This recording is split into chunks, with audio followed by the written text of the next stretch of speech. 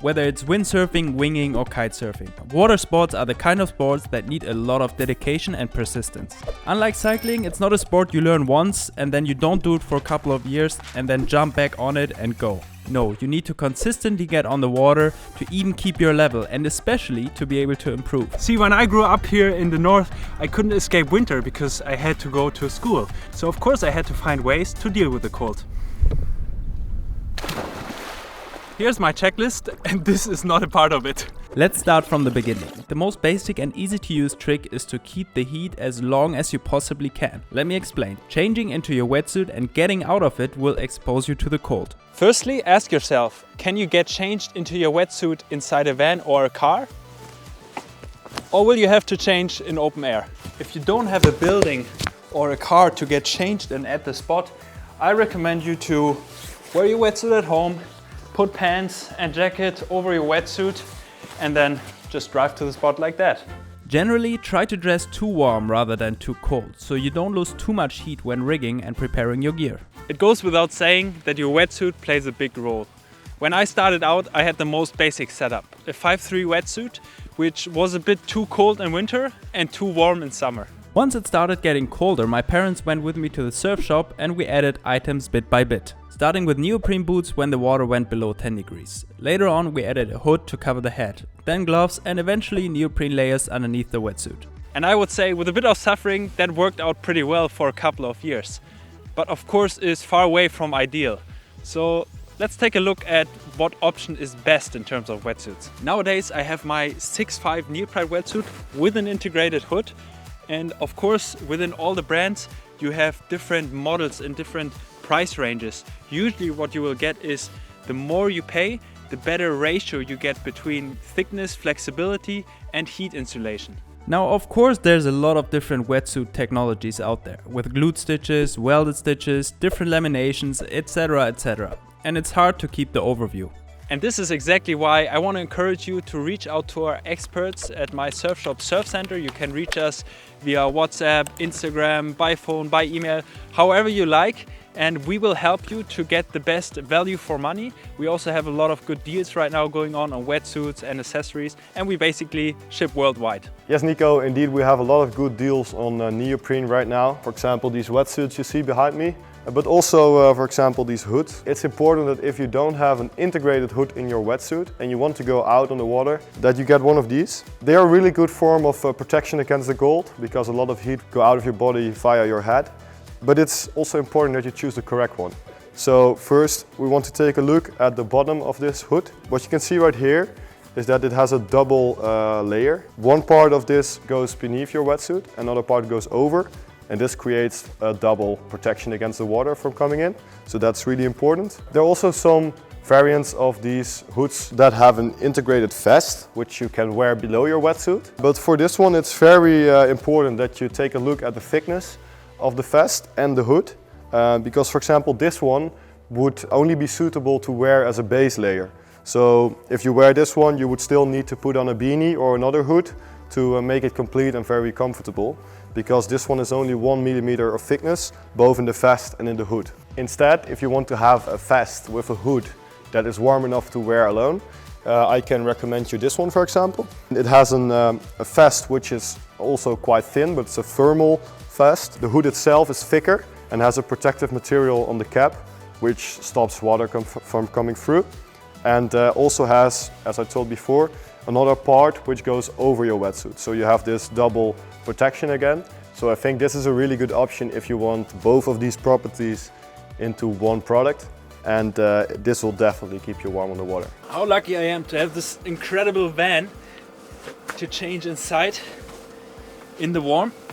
In terms of boots, I prefer to not go thicker than 3 millimeters, especially when it's not below 0 degrees. That usually works. And I really just want to go as thick as I have to, because obviously the thicker you go, the less of a feel you will have and the less barefoot it will feel.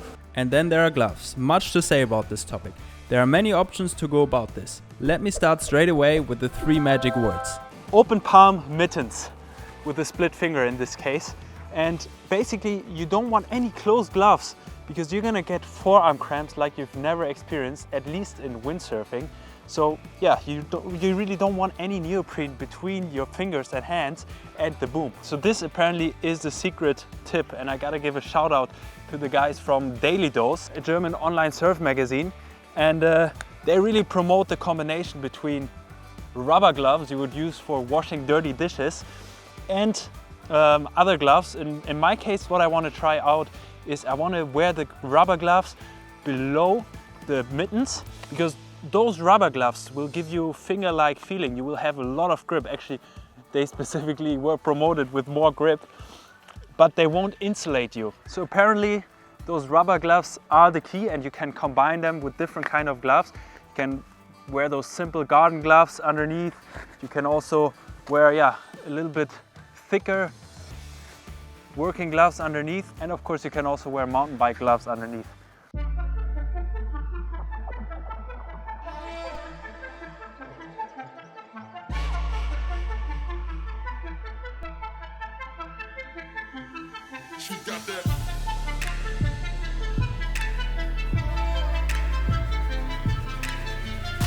Let's see how this is gonna work out with the working gloves underneath and the rubber gloves on top.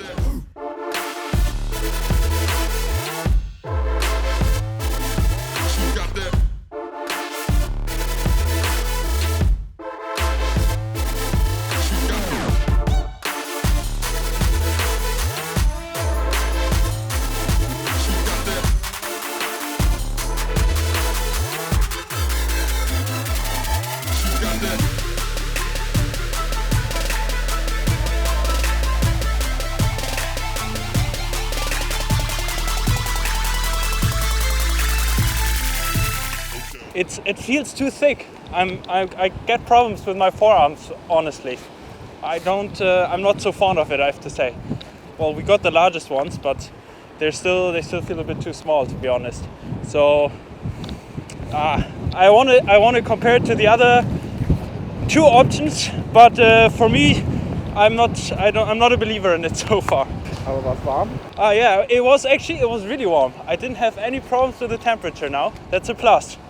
And also I put the hands under water. It took quite a while for them to get wet. So actually they're still dry.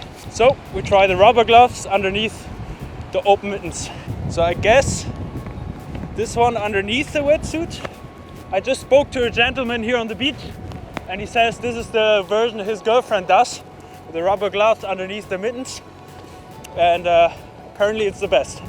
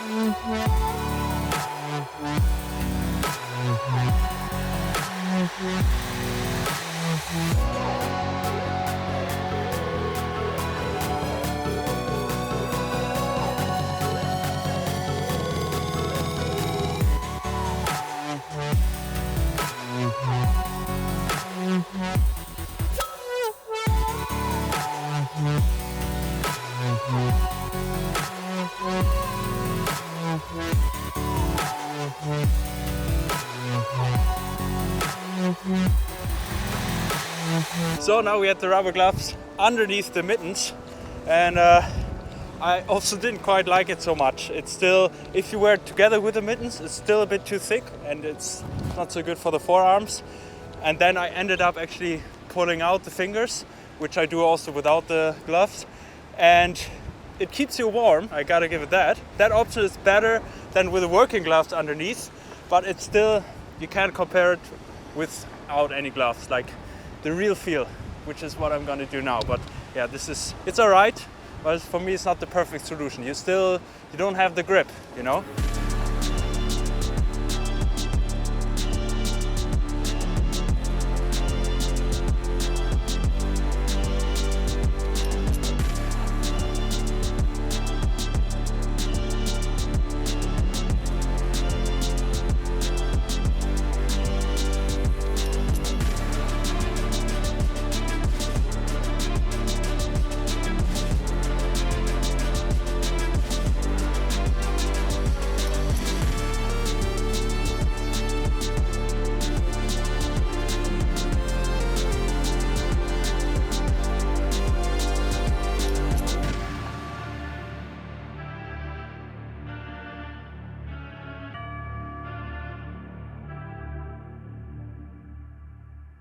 So the conclusion is, whenever you can, go with bare hands or the open mittens, for sure. I mean, you can probably even see it in the jibes. It's just so much more power, so much more grip.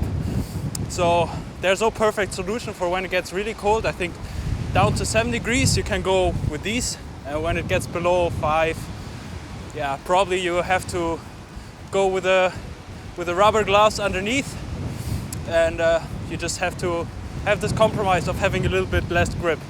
But yeah, that's my conclusion. I try to stick to this for as much as I can. Or you go and warm up your hands in between the sessions. That's the actual trick. Your head, feet and hands are the parts of the body which get cold the quickest. What I've noticed over the years is that hands usually are the biggest problem because you lose your feeling in them when it gets too cold. Interestingly enough, after a first break covered from the wind, the hands get back to life and don't seem to be as much of a problem in the second session.